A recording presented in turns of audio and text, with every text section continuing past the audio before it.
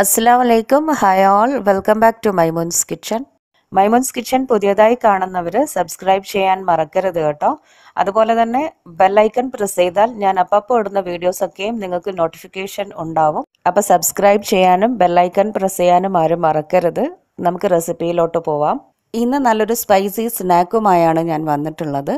Snack എന്ന് പറയുമ്പോൾ കുമ്പളങ്ങ പത്തിൽ ഒരുവിധം എല്ലാവരും കണ്ടിട്ടുണ്ടാവും, ഉണ്ടാക്കിയിട്ടും ഉണ്ടാവും. കുമ്പളങ്ങയുടെ ആ ഒരു ഷേപ്പ് ആയതുകൊണ്ടാണ് ആ പേര് ആ സ്നാക്കിന് കിട്ടിയത്. അതുപോലെ തന്നെ ഉണ്ടാക്കിയെടുത്ത ഒരു സ്നാക്കാണിത്. പക്ഷെ ഉണ്ടാക്കുന്നതിൽ ചെറിയൊരു വ്യത്യാസമുണ്ട്. അപ്പം നമുക്ക് ആ വ്യത്യാസം എന്താണെന്ന് ഈ വീഡിയോയിലൂടെ കണ്ടു നോക്കാം. 2 സ്റ്റേജ് ആയിട്ടാണുള്ളത്. ഒന്ന്, ഇതിൻ്റെ മാവ് ആദ്യം കുഴച്ചെടുക്കണം. അതുപോലെ തന്നെ ഒരു മസാലയും ഉണ്ടാക്കണം. അപ്പം ഞാനിപ്പോൾ ആദ്യം മാവ് കുഴച്ചെടുക്കുകയാണ്. 1.5 കപ്പ് മൈദയിലേക്ക് ഒരു മുട്ടയും ആവശ്യത്തിനുള്ള ഉപ്പും ചേർത്തിട്ട് കുറച്ച് വെള്ളമൊഴിച്ച് നമുക്കിതൊന്ന് കുഴച്ചെടുക്കാം. ഒരുപാട് വെള്ളമൊഴിച്ച് ലൂസായി പോകരുത്, ടൈറ്റായിട്ട് തന്നെ നമുക്കിത് കുഴച്ചെടുക്കാം. നന്നായി ഇപ്പോൾ കുഴഞ്ഞു വന്നിട്ടുണ്ട്. ഇനി ഞാനിത് കുറച്ച് ഓയിൽ സ്പ്രെഡ് ചെയ്ത് കൊടുത്തിട്ട് ഒരു 1-2 മണിക്കൂർ ഇത് റെസ്റ്റ് ചെയ്യാനായിട്ട് വെക്കുകയാണ്. മാക്സിമം ഒരു അരമണിക്കൂറെങ്കിലും ഇങ്ങനെ വെക്കാം. ഈ സമയം നമുക്കൊരു മസാല ഉണ്ടാക്കാം. ഞാനിപ്പോൾ ഇവിടെ ചിക്കൻ മസാലയാണ് ഉണ്ടാക്കുന്നത്. അല്ലാതെ നമുക്ക് പ്രോൺസിൻ്റെത് ഉണ്ടാക്കാം, ഫിഷ് ഉണ്ടാക്കാം, ഈവൻ വെജിറ്റബിൾ വെച്ചുകൊണ്ട് മസാല ഉണ്ടാക്കാം. അപ്പം ഞാനിപ്പോൾ ഒരു ചീനച്ചട്ടി അടുപ്പിൽ വെച്ചിട്ട് അതിലേക്ക് കുറച്ച് ഓയിൽ ഒഴിച്ചിട്ടുണ്ട്. ഇനി നന്നായി ചൂടായി വരുമ്പോൾ 2 സവാള അരിഞ്ഞതും ഒരു പച്ചമുളക് വട്ടത്തിൽ അരിഞ്ഞതും കൂടെ ചേർത്ത് കൊടുക്കാം. സവാള ഒന്ന് ചെറുതായി വഴറ്റിയെടുത്ത ശേഷം ഇതിലേക്ക് ഞാൻ ഇതിനു മുമ്പ് വീഡിയോ കാണിച്ചിട്ടുണ്ടായിരുന്നു ഗ്രീൻ ചില്ലിയുടെ പേസ്റ്റ് ഉണ്ടാക്കുന്നത്. അപ്പോൾ അതൊരു ടേബിൾ സ്പൂൺ ഇട്ട് കൊടുക്കാം. എല്ലാം നന്നായി ഒന്ന് വഴറ്റിയെടുക്കാം. ഇനി ഇതിലേക്ക് ആവശ്യത്തിനുള്ള ഉപ്പ് ചേർത്ത് കൊടുക്കാം. എല്ലാം നന്നായി ഒന്ന് മിക്സാക്കി എടുക്കാം. ഇനി എന്താ ചെയ്യേണ്ടതെന്ന് വെച്ചാൽ ഇത് ഉപ്പും മുളകും മഞ്ഞളും ഇട്ട് വേവിച്ചെടുത്ത ചിക്കൻ്റെ ഒരു ഗ്രേവിയാണിത്. നന്നായി വറ്റിച്ചെടുത്ത ഗ്രേവിയാണിത്.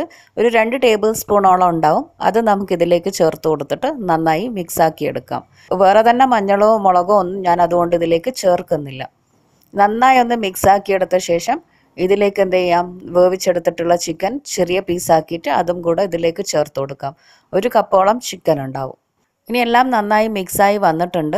ഇതിലേക്ക് ഞാനിപ്പം കറിവേപ്പില ഉണക്കിപ്പൊടിച്ചതിൻ്റെ വീഡിയോ ഞാൻ ഇതിനു മുമ്പ് കാണിച്ചിട്ടുണ്ടായിരുന്നല്ലോ. ആ ഒരു കറിവേപ്പിലയുടെ പൗഡർ ഒരു 1/2 ടീസ്പൂണോളം നമുക്കിതിലേക്ക് ചേർത്ത് കൊടുക്കാം. അങ്ങനെ നമ്മുടെ മസാല ഇപ്പോൾ റെഡി ആയിട്ടുണ്ട്. ഇനി നമുക്ക് സ്നാക്ക് ഉണ്ടാക്കാം. അപ്പം നേരത്തെ കുഴച്ച് വെച്ച മാവിൽ നിന്നും ഞാനിപ്പോൾ ചെറിയ ബോൾസ് ആക്കി എടുക്കുന്നുണ്ട്. പൂരിയുടെ വലിപ്പത്തിലുള്ള 10 ബോൾസ് ആക്കി എടുക്കാം. ഇനി ഇത് ഓരോന്നും നമുക്ക് പൂരിയുടെ സൈസിൽ തന്നെ പരത്തിയെടുക്കാം. സമൂസയുടെ ഷീറ്റ് നമ്മൾ വീട്ടിലുണ്ടാക്കുന്നില്ലേ, ആ ഒരു രീതിയിലാണ് ഞാനിപ്പോൾ ഇതുപോലെ പരത്തിയെടുക്കുന്നത്. സമൂസയുടെ ഷീറ്റ് നമ്മൾ ഇങ്ങനെ പരത്തിയെടുത്തിട്ട് അതിനെ തോലെന്നാ പറയുക, അത് വാട്ടിയെടുക്കുന്നുണ്ട്. ഞാനിപ്പോൾ ഇത് വാട്ടിയെടുക്കുന്നില്ല, ജസ്റ്റ് പരത്തിയെടുക്കുന്നേ ഉള്ളൂ. ബാക്കിയുള്ളത് നമുക്ക് പരത്തിയെടുത്തിട്ട് കാണാം.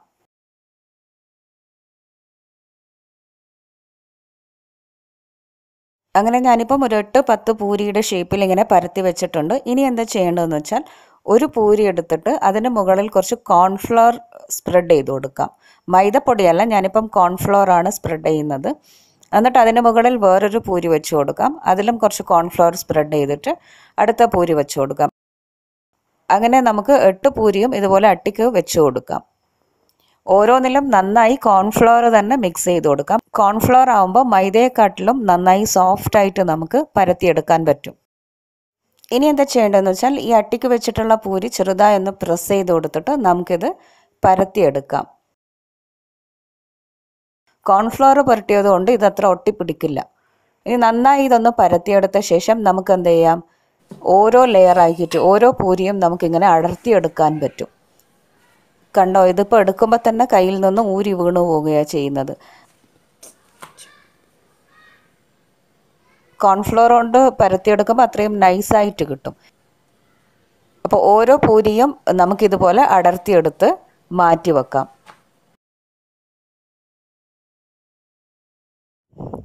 അങ്ങനെ എല്ലാ ഷീറ്റും ഞാനിപ്പം മാറ്റി വെച്ചിട്ടുണ്ട്.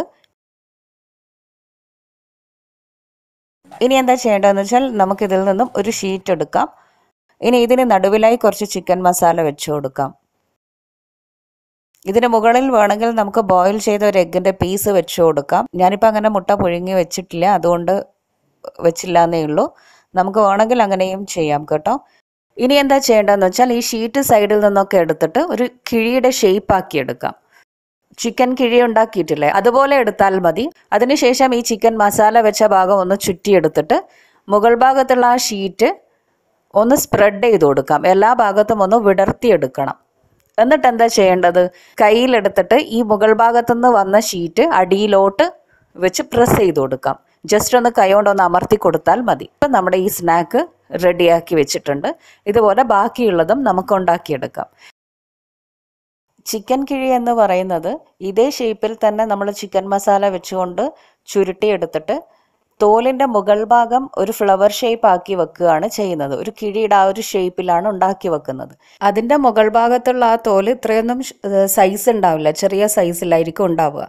ഇതെങ്ങനെയാണെന്ന് വെച്ചാൽ നമ്മൾ വലിയ സൈസിൽ പരത്തിയെടുത്തിട്ട് അതേ ഷേപ്പിൽ തന്നെ ആക്കിയിട്ട് മുകൾ ഭാഗത്ത് കുറച്ച് വലുതായി വരുന്ന ആ പാർട്ടിനെ നമ്മൾ എന്ത് ചെയ്യുന്നു, അടിഭാഗത്തേക്ക് കവർ ചെയ്തിട്ട് പ്രസ് ചെയ്ത് കൊടുക്കുകയാണ് ചെയ്യുന്നത്. അപ്പോൾ അങ്ങനെ ഞാനിപ്പം എല്ലാം ഉണ്ടാക്കി വെച്ചിട്ടുണ്ട്. ഇനി നമുക്ക് എന്ത് ചെയ്യാം, എണ്ണയിലിട്ട് ഫ്രൈ ചെയ്തെടുക്കാം. ഇത് എണ്ണയിലിട്ട് ഫ്രൈ ചെയ്യാം, അല്ലാതെ നമുക്ക് ബേക്ക് ചെയ്യുകയും ചെയ്യാം. ഞാനിപ്പം എണ്ണയിലിട്ട് ഫ്രൈ ചെയ്യുകയാണ് ചെയ്യുന്നത്. ഇനി ഇത് ഓരോന്നായി നമുക്ക് എണ്ണയിലിട്ട് കൊടുക്കാം. ഉൾഭാഗമൊക്കെ വെന്ത് കിട്ടാനായിട്ട് മീഡിയം ഫ്ലെയിമിൽ ഇട്ടിട്ട് ഫ്രൈ ചെയ്തെടുത്താൽ മതി. എല്ലാ ഭാഗവും തിരിച്ചിട്ട് കൊടുത്തിട്ട് നന്നായി മൊരിച്ചെടുക്കാം. എണ്ണയിലിടുമ്പോൾ തന്നെ ഇത് നന്നായി ഇതിൻ്റെ തോല് നേരിയതായതുകൊണ്ട് തന്നെ നന്നായി ഇത് പൊങ്ങി ഫ്ലഫി ആകുന്നത് കാണാം. അങ്ങനെ എല്ലാം ഇതുപോലെ ഞാനിപ്പം ഫ്രൈ ചെയ്തെടുക്കുന്നുണ്ട്. മസാല വെച്ചിട്ട് മുകൾ ഭാഗം നന്നായി ചുറ്റിക്കുന്നത് കൊണ്ട് തന്നെ മസാല പുറത്തേക്ക് പോവുകയില്ല, അതുപോലെ എണ്ണ ഉള്ളിലേക്ക് കയറുകയില്ല.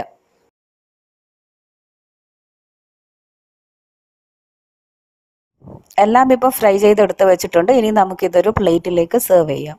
ഞാനിപ്പം പ്ലേറ്റിൽ ലെറ്റ്യൂസും ഖസ്സും വെച്ചുകൊണ്ടാണ് ഇത് സെർവ് ചെയ്യുന്നത്.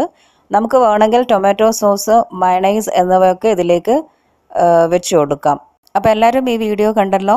വീഡിയോ ഇഷ്ടമായോ എല്ലാവർക്കും? ഉണ്ടാക്കാൻ ഒരുപാട് ബുദ്ധിമുട്ടോ മെനക്കേടോ ഒന്നും ഇല്ലല്ലോ അല്ലേ? ഇത് തന്നെ നമുക്ക് മൈദക്ക് പകരം ഗോതമ്പ് വെച്ചുകൊണ്ടും ഇങ്ങനെ ഉണ്ടാക്കിയെടുക്കാം കേട്ടോ. അപ്പോൾ എല്ലാവരും വീഡിയോ കണ്ടിട്ട് വീട്ടിൽ ട്രൈ ചെയ്ത് നോക്കൂ. ലൈക്ക് ചെയ്യാനും ഷെയർ ചെയ്യാനും ഒന്നും നിങ്ങൾ മറക്കരുത്. നിങ്ങളുടെ ഫീഡ്ബാക്സും എന്നെ അറിയിക്കുക.